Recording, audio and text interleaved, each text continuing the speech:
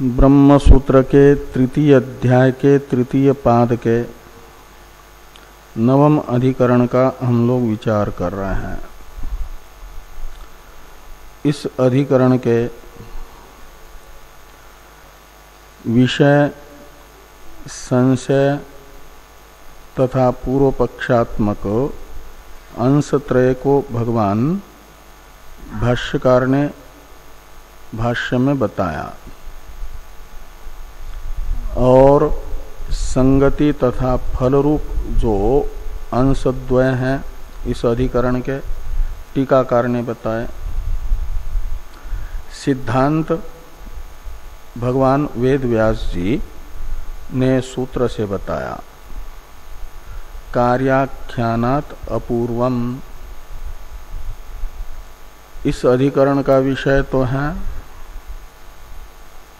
प्राण उपासना में आया हुआ जो वाक्य। प्राण उपासना छांदोग्य तथा बृहदारण्यक दोनों उपनिषदों में है और उसमें प्राण उपासना के अंग के रूप में आचमनीय जल में प्राण के वस्त्र की दृष्टि बताई गई है। तो जल में प्राण के वस्त्र की दृष्टि मात्र का विधान यहाँ पर होगा या आचमन तथा जल में प्राण के वस्त्र की दृष्टि उभय का विधान होगा, ये संशय है। पूर्व पक्ष है कि उभय विधान होगा। उभय विधान मानने पर वाक्य भेद होगा।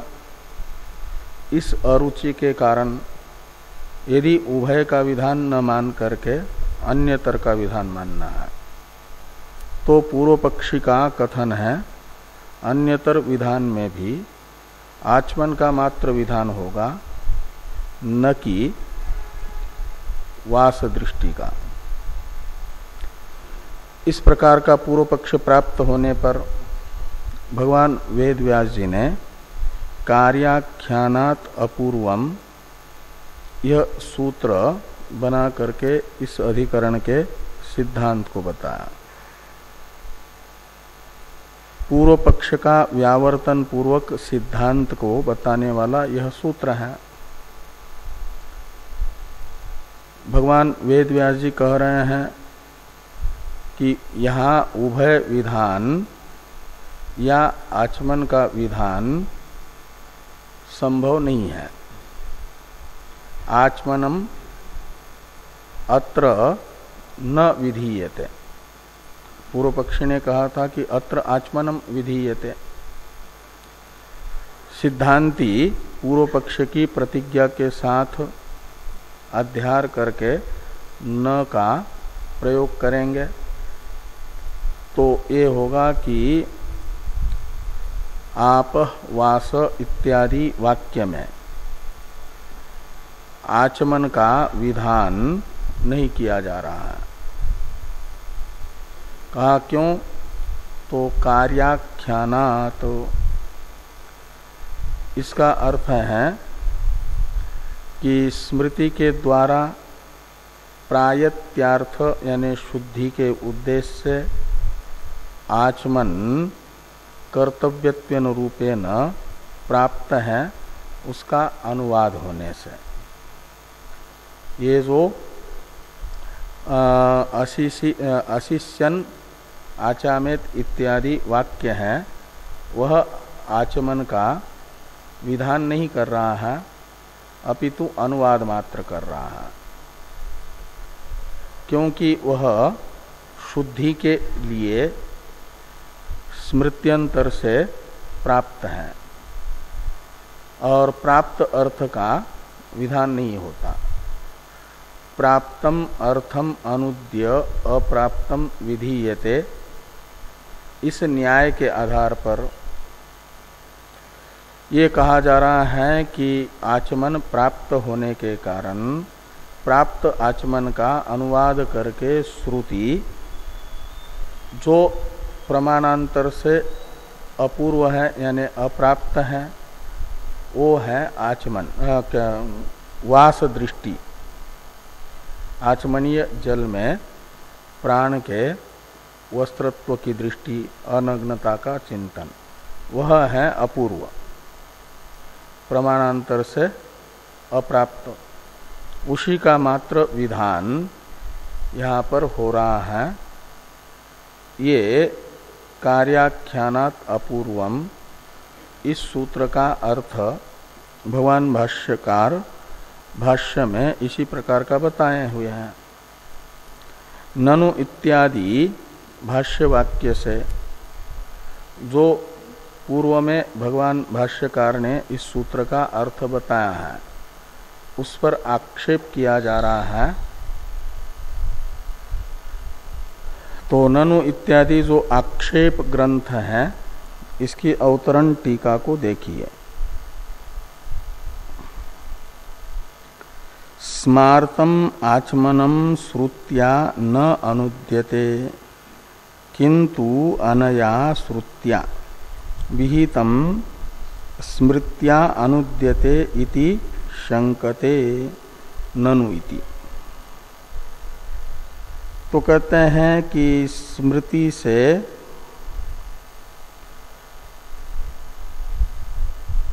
प्राप्त जो आचमन है, स्मार्तम आचमनम, इसमें स्मार्त शब्द का अर्थ है स्मृति से प्राप्त, स्मृति सिद्ध आचमन का श्रुति के द्वारा अनुवाद किया जा रहा है, ये मानना उचित नहीं है।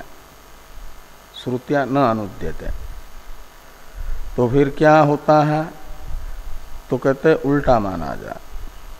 श्रुति के द्वारा विहित आचमन का स्मृति अनुवाद करती है। किंतु अनया श्रुत्या विहितम, ये जो अशिशिष्यन आचामेत इत्यादि श्रुति है, इसके द्वारा आचमन का विधान होगा और स्मृति इस श्रुति के द्वारा प्राप्त आचमन का विधान अनुवाद करेगी। ये मानना तो उचित है। ये पूर्व पक्षी कह रहा है कि श्रुत्या विहितम आचमनम, इधर भी ले आना, श्रुति के द्वारा विहित आचमन का स्मृति के द्वारा अनुवाद किया जाता है। इस प्रकार की आशंका पूर्व पक्षी कर रहे हैं कि ननु यम श्रुति ही तस्या स्मृतेर मूलम स्यात्। तो ये जो श्रुति हैं, तद विद्वांस श्रोत्रिया अशिष्यंत आचामन्ति अशित्वा चाचामन्ति इत्यादि, इस श्रुति को माना जाए शुद्ध्यर्थ आचमन का विधान करने वाली जो आप स्मृति मान रहे हैं, उसका मूल। स्मृति वही प्रमाण होती है जो श्रुति मूलक है। तो शुद्ध्यर्थ आचमन का विधान करने वाली स्मृति को भी अपने प्रामाण्य की उपपत्ति के लिए किसी न किसी श्रुति को मूल के रूप में स्वीकार करना पड़ेगा। तो आचमन का विधान करने वाली श्रुति कौन है? तो माना जाए यही। तो इसी श्रुति के द्वारा आचमन का विधान होगा और स्मृति उसका अनुवाद करेगी, ये मानना उचित है। तो स्मृति का मूल हो जाएगी ये श्रुति। इस प्रकार की पूर्व पक्षी ने शंका की। इस श्रुति में और स्मृति में मूल मूली भाव स्वीकार किया जाए इत्याकारक।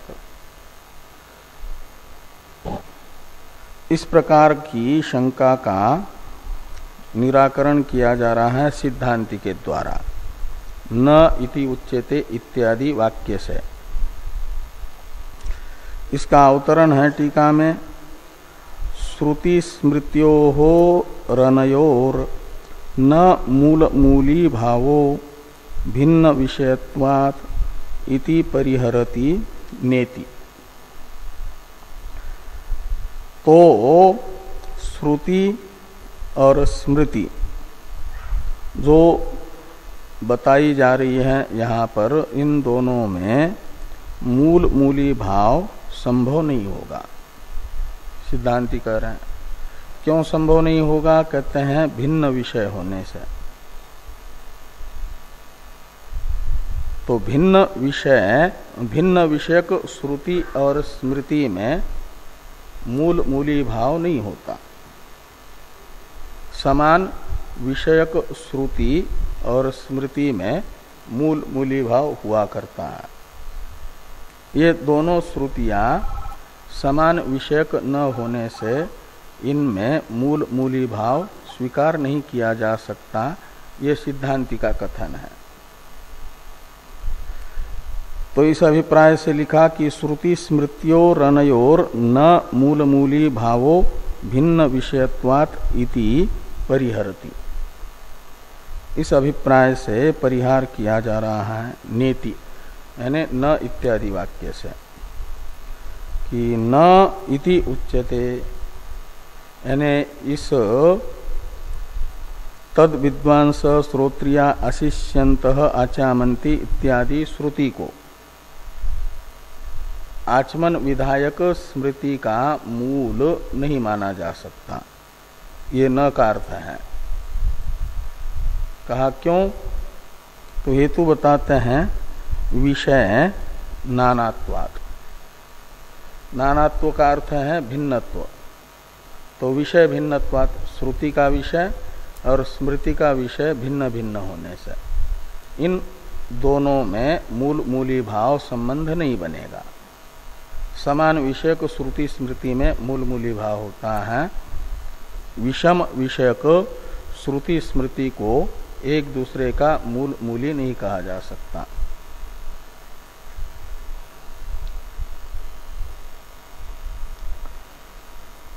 ये जो विषय नानात्वात् हेतु है, इसी का स्पष्टीकरण है सामान्य विषया ही इत्यादि वाक्य। इसका अवतरण, इसका स्पष्ट, ये भाष्य को देखिए, सामान्य विषय इत्यादि विवरण भाष्य है इसे, कि सामान्य विषया ही स्मृति ही पुरुष मात्र संबद्धम प्रायत्यार्थम आचमनम प्रापयति। कहते हैं स्मृति सामान्य विषयक है, श्रुति प्राण उपासना विषयक होने से ये विशेष विषयक हो गई श्रुति, और सामान्य विषयक हो गई स्मृति। इन सामान्य विशेष विषयक श्रुतियों में और स्मृति में मूल मूली भाव संभव नहीं होगा। इस अभिप्राय से पहले स्मृति का विषय बताया कि सामान्य विषया ही स्मृति, वह पुरुष मात्र को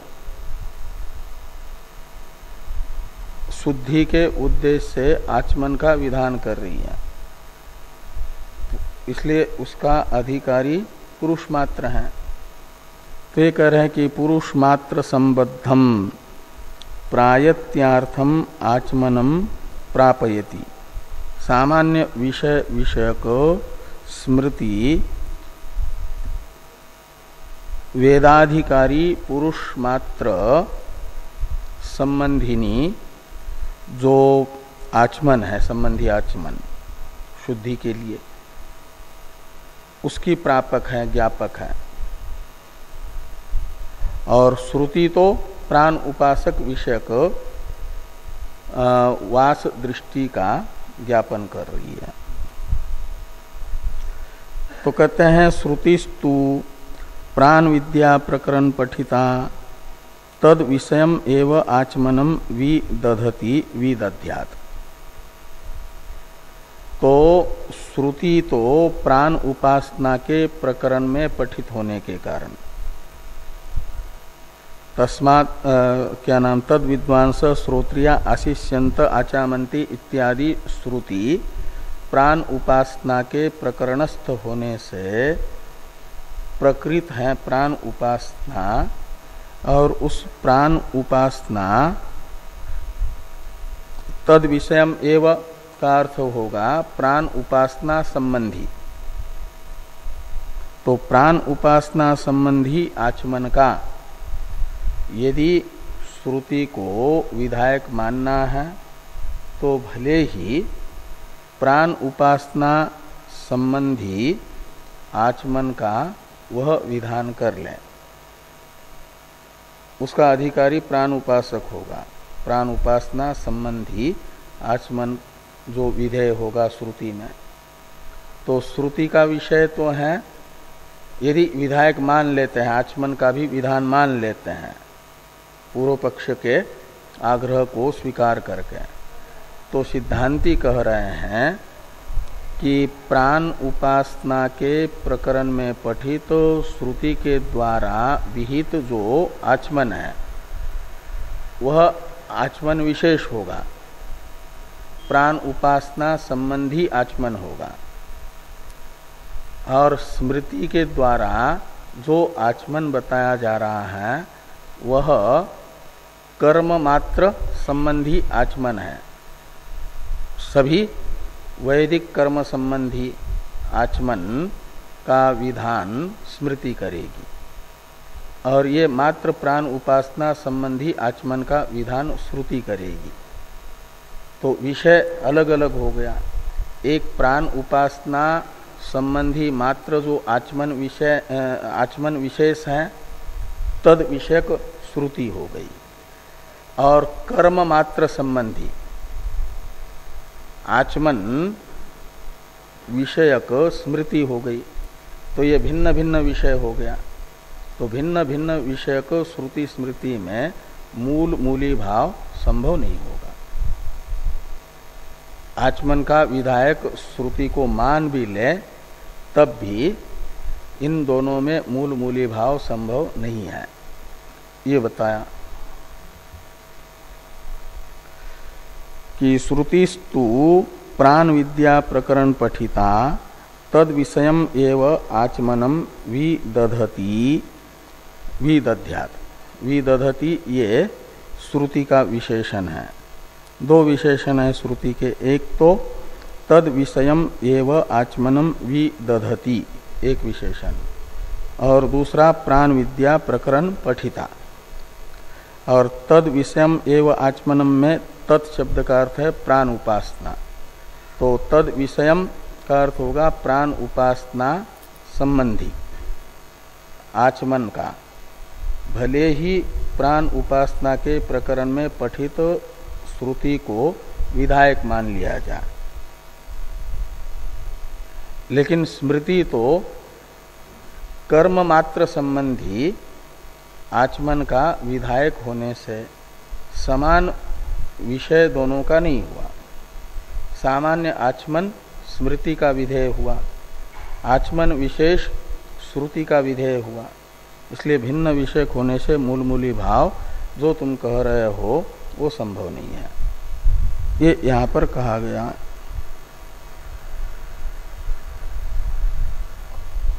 वो स्मृति कौन सी है? जिस स्मृति का मूल इस श्रुति को पूर्व पक्षी मानना चाहते हैं, वो स्मृति बताई टीका में टीकाकार ने, द्विजो नित्यम उपस्पृशेत इत्याद्या स्मृति। तो द्विज को यानी वेदाधिकारी को वेद ने बताए हुए उसके कर्तव्य का अनुष्ठान करते समय शुद्धि के लिए जरूर उपस्पर्श यानी आचमन करना चाहिए। ये द्विजो नित्यम उपस्पर्शेत इस स्मृति का अर्थ है।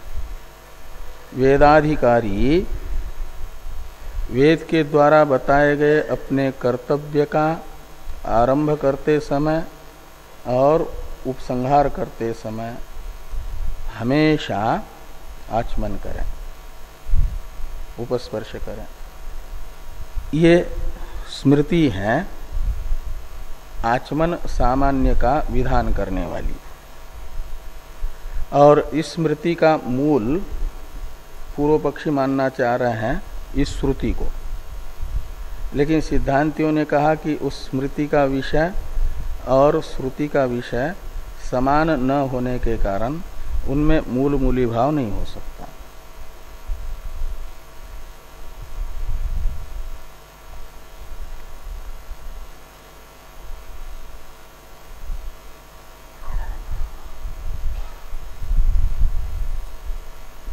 भाष्य में आगे हैं कि न च भिन्न विषयोः श्रुति स्मृत्योर मूल मूली भावो अवकल्पते। पहले श्रुति और स्मृति का भिन्न भिन्न विषय बताया। स्मृति सामान्य विषयक है,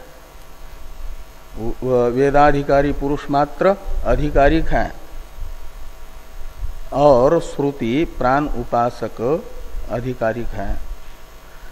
इसलिए भिन्न भिन्न विषयक होने से कहते भिन्न विषयोः श्रुति स्मृत्योर मूल मूली भावो न च अवकल्पते। मूल मूली भाव नहीं होगा। अब न च इयं श्रुति ही इत्यादि जो वाक्य आ रहा है, इसकी अवतरण टीका है। आचमनानंतर विधिम उपेत्य मूल मूलित्वं निरस्तम संप्रति विधि रसिद्ध इत्याह न च इयं श्रुति रीति। तो आचमनानंतर विधिम उपेत्य, आचमनांतर विधिम उपेत्य,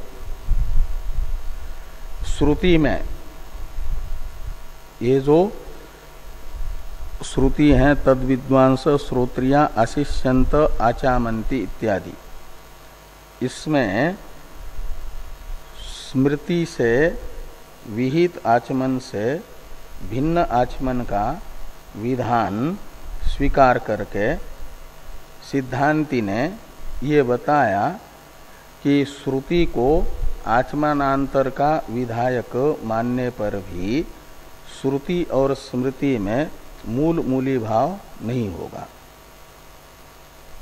अब ये बताया जा रहा है कि इस श्रुति में आचमनांतर का विधान संभव भी नहीं है विधि। तो आचमनांतर विधिम उपेत्य मूल मूलित्वम निरस्तम, पूर्व ग्रंथ से न इति उच्यते इत्यादि से। अब कहते हैं कि संप्रति विधि रसिद्ध, यानी इस श्रुति में विधि संभव भी नहीं है आचमन का, इसे बताया जा रहा है न च इयं श्रुति इत्यादि से। तो भाष्य को देखिए कि न च इयं श्रुति ही प्राण विद्या संयोगी अपूर्वम आचमनम विधास्यति इति शक्यम आश्रयितुम। न च का अन्वय शक्यम के साथ करिए। इयं श्रुति ही प्राण विद्या संयोगी यानी प्राण उपासना संबंधी अपूर्व आचमन का विधान करेगी, ऐसा आश्रय करना भी यानी स्वीकार करना भी न शक्यम, संभव नहीं है का अर्थात यह श्रुति आचमन का विधायक होगी, ये नहीं कह सकते। इसमें हेतु बताया जा रहा है पूर्वस्यैव पुरुष मात्र संयोगिन आचमनस्य इह प्रत्यभिज्ञायमानत्वात्, ये हेतु बताया।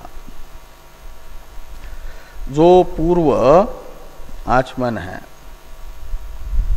का मतलब ये स्मृति के द्वारा सिद्ध जो आचमन वो है पूर्व आचमन। पूर्व का अर्थ है प्राप्त, अपूर्व का अर्थ है अप्राप्त। तो पूर्व जो आचमन है अर्थात स्मृति के द्वारा, सामान्य स्मृति के द्वारा प्राप्त जो आचमन, वह द्विजो नित्यम उपस्पृशेत, यह स्मृति वैदिक कर्म मात्र के अंग के रूप में वेदाधिकारी को आचमन का विधान कर रही है। तो प्राण उपासक का जो संपत अग्निहोत्र है भोजन, उससे पहले तथा उसके बाद में वो भी संपत अग्निहोत्र कर्म है, वैदिक कर्म है। वो प्राण उपासक का भोजन ही संपत अग्निहोत्र है। वह वैदिक कर्म होने से किसी भी वैदिक कर्म के प्रारंभ में स्मृति कहती है प्रारंभ तथा उपसंहार में आचमन करो। तो प्राण उपासक का भोजन अग्निहोत्र है, इसलिए अग्निहोत्र होने से वैदिक कर्म है, शास्त्रीय कर्म है। तो उसके उपक्रम में तथा उपसंहार में स्मृति के द्वारा ही प्राप्त है वो आचमन, उसे पूर्व आचमन कहा जाएगा, यानी प्राप्त आचमन कहा जाएगा। तो पूर्वम एव पूर्वस्यैव पुरुषमात्र संयोगिना, तो पुरुषमात्र संयोगी का अर्थ निकला कि समस्त वैदिक कर्म संबंधी जो आचमन, उस आचमन में प्रयुक्त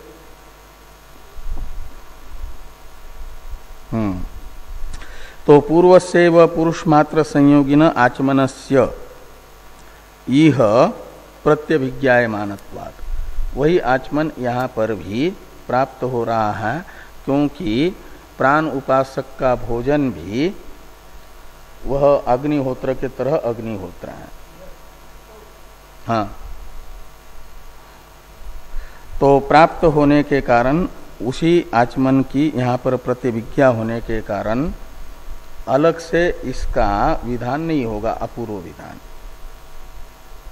ये पूर्व वाक्य हाँ हाँ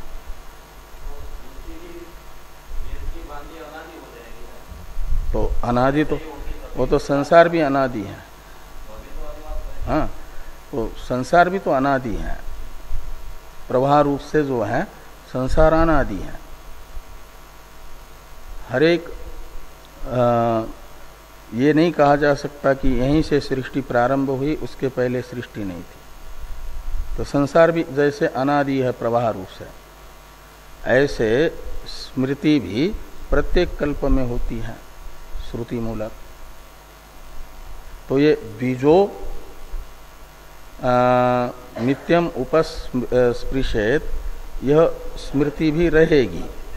हाँ, पूर्व यानी प्रवाह रूप से अनादि पूरा संसार होने के कारण ये स्मृति भी अनादि है।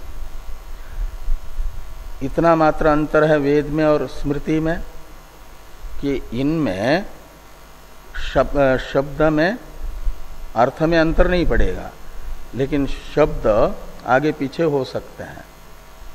वेद में ऐसा नहीं होता, इसलिए उसे अपौरुषेय कहते हैं।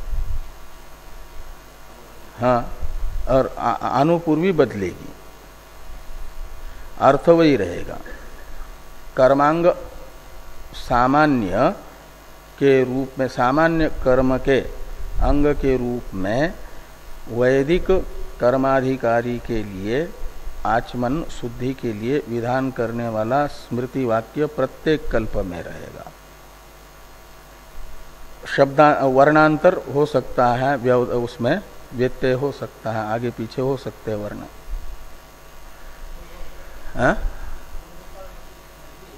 हाँ,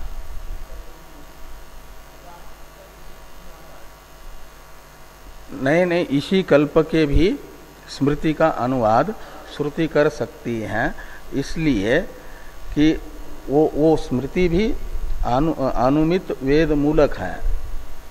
इस यानी कर्म मात्र का अंग रूप आचमन का विधान करने वाला एक कर्म कांड के प्रकरण में श्रुति वाक्य भी रहेगा, वो वर्तमान में अभी प्राप्त नहीं है।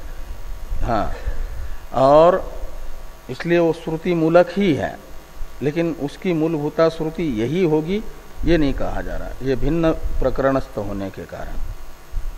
और ये जो वाक्य बताया है स्मृति का, उसी से प्राप्त जो आचमन है उसके कारण आचमन का विधान ये श्रुति में नहीं कहा जा सकता। ये यहाँ पर हेतु बताया कि पूर्वस्यैव पुरुषमात्र संयोगिन आचमनस्य इह प्रत्यभिज्ञायमानत्वात्। तो वैदिक साधन अधिकारी पुरुष मात्र के द्वारा अनुष्ठेय आचमन की ही यहाँ पर भी प्रत्यभिज्ञा होने के कारण इस श्रुति में अपूर्व आचमन का विधान हो रहा है, ये नहीं कहा जा सकता। तो ये कह रहे हैं आगे कि अतएव च न उभय विधानम। अतएव का अर्थ है आचमन का विधान श्रुति में संभव न होने से ही, आचमन का विधानाभाव होने से ही उभय विधान भी नहीं माना जा सकता।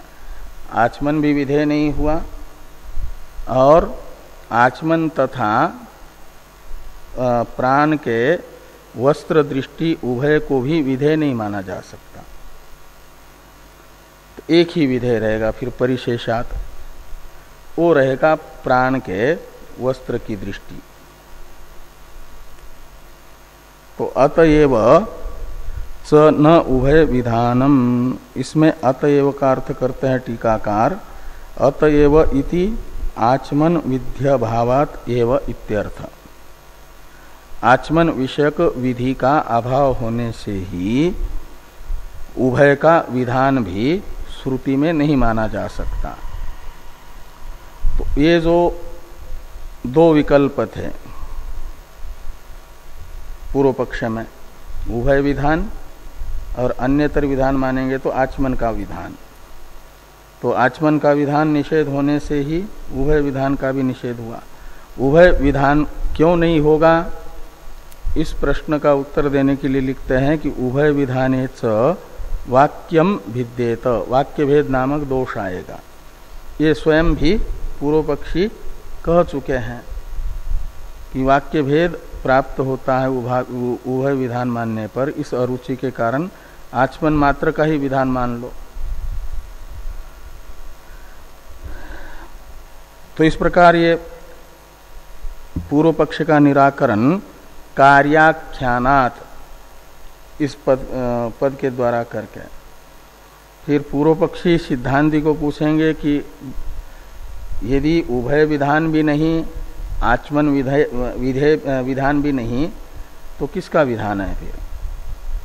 तो सिद्धांति कहते हैं जिस कारण से उभय विधान भी यहाँ संभव नहीं हो रहा है और आचमन विधान भी नहीं है, उस कारण से जो परिशेष रह गया वो रह गया प्राण में अनग्नता का चिंतन, प्राण के अनग्नता का चिंतन, यही विधेय हो जाएगा।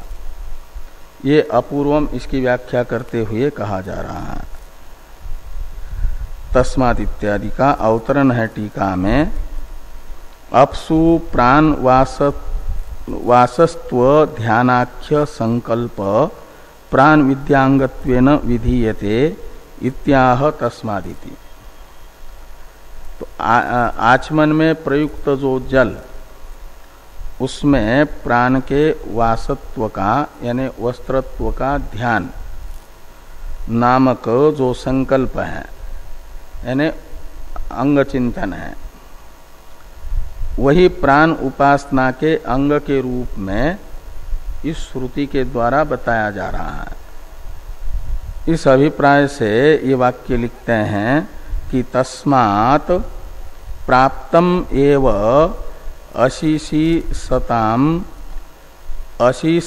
अशितवतांच उभयत आचमनम अनुद्य एतम एव तद अनम अनग्नम कुर्वन्तो मन्यन्ते इति प्राणस्य अनग्नता करण संकल्पो अनेन वाक्येन आचमनीयासु अक्षु प्राण विद्या संबंधित्वेन अपूर्व उपदिश्यते। तो तस्मात् का अर्थ है उभय विधान तथा आचमन विधान श्रुति में संभव न होने से, क्योंकि वह आचमन प्राप्त है।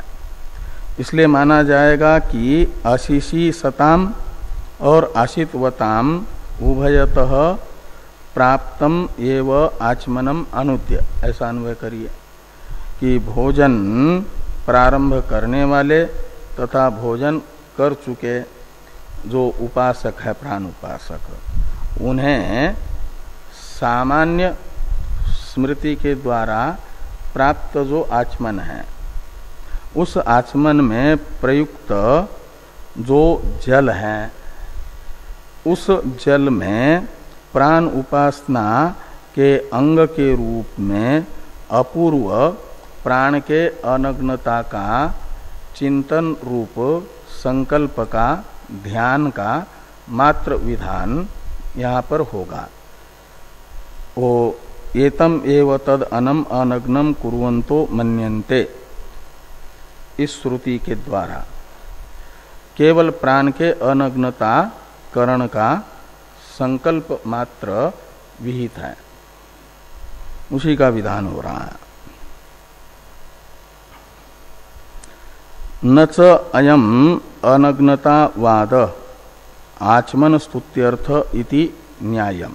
पूर्व पक्षी ये कह चुके थे कि आचमन मात्र का विधान माना जाए और अनग्नता का कथन जो है वचन है वह विधेय जो आचमन है उसकी स्तुति है, अर्थवाद है। लेकिन सिद्धांती कह रहे हैं कि अयम अनग्नतावाद आचमनस्य स्तुत्यर्थ इति न च न्यायम, ऐसा मानना उचित नहीं है। क्यों कि कहते इसलिए कि आचमनस्य अविधेयत्वात्, पहले आचमन में विधेयत्व सिद्ध हो तब तो विधेय की स्तुति बनेगी, लेकिन आचमन तो विधेय ही सिद्ध नहीं हुआ, वह तो प्राप्त ही है, इसलिए विधेय नहीं होगा। विधेय न होने से उसकी स्तुति अनग्नता वचन है ये नहीं कह सकते। उल्टा यहाँ स्वयं ही अनग्नता चिंतन विधेय बन रहा है, इसे कह रहे हैं स्वयं च अनग्नता संकल्पस्य विधेयत्व प्रतीते। तो स्वयं च का अर्थ टीकाकार करते हैं स्वयं च इति अपूर्वत्वात् इत्यर्थ। आचमन तो पूर्व है यानी सिद्ध है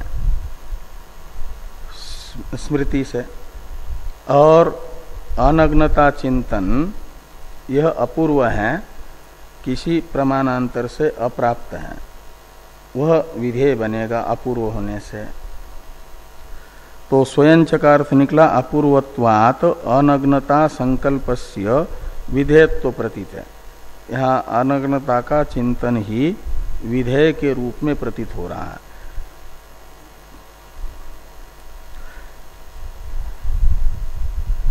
न च एवं इत्यादि की अवतरण टीका है। शुद्ध्यर्थम विनियुक्तस्य आचमनस्य प्राण आच्छादनार्थत्वम विरुद्धम इति आशंक्याह न च एवं सतीति। तो शुद्धि में उपयोगी हुए आचमन को प्राण के आच्छादन का भी साधन समझना ये विरुद्ध है। इस प्रकार की शंका का समाधान करने के लिए ये कहा जा रहा है कि आचमन को ही हम शुद्धि तथा प्राण के आच्छादनार्थ नहीं मान रहे हैं, ये सिद्धांति कह रहे हैं कि न च एवं सति एकस्य आचमनस्य उभयार्थता अभ्युपगता भवति प्रायत्यार्थता परिधानार्थता च इति।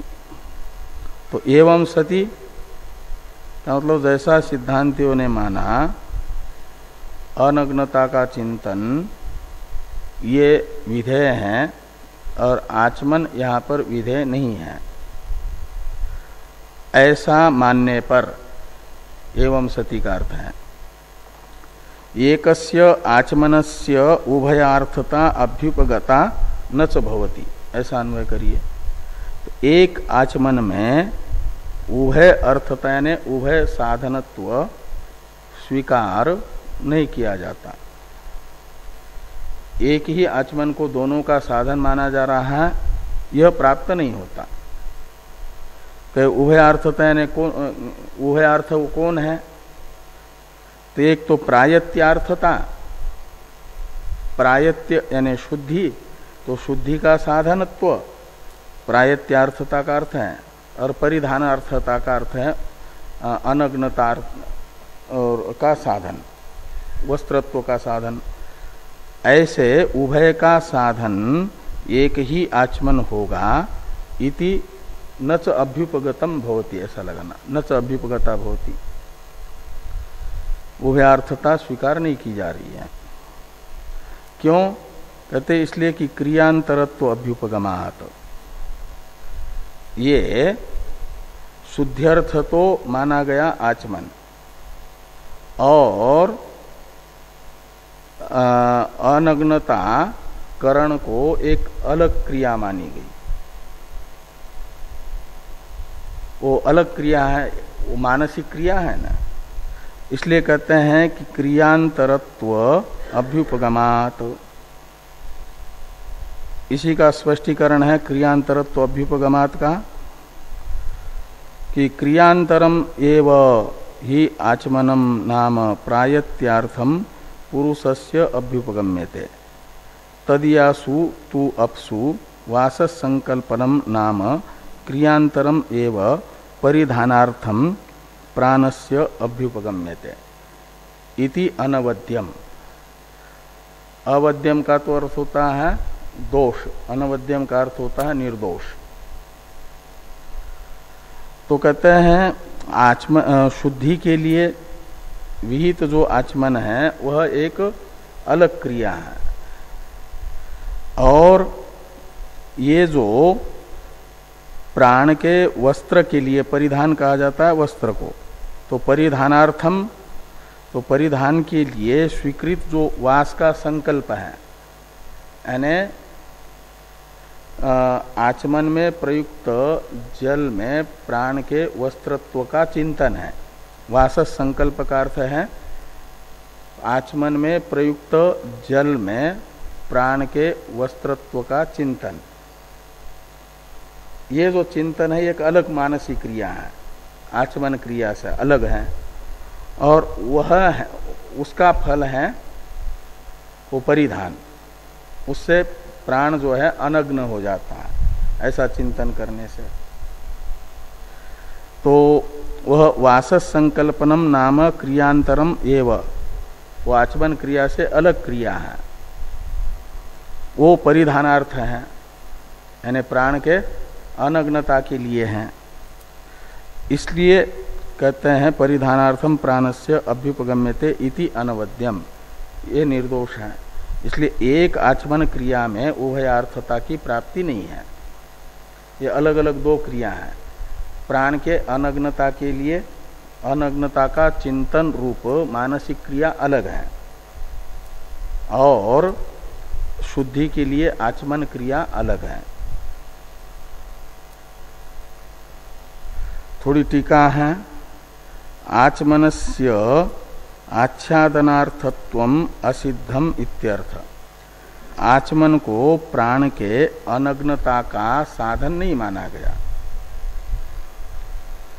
आचमन में आच्छादनार्थत्व यानी परिधानार्थत्व, आच्छादन कहते वस्त्र को, वस्त्र का ही दूसरा एक नाम है परिधान, वास, ये सब शब्द जो यहाँ आए हैं वो वस्त्र के लिए, प्राण के अनग्नता के लिए। ये जो आच्छादनार्थत्व यानी प्राण के अनग्नतार्थत्व, ये आचमन क्रिया में नहीं है।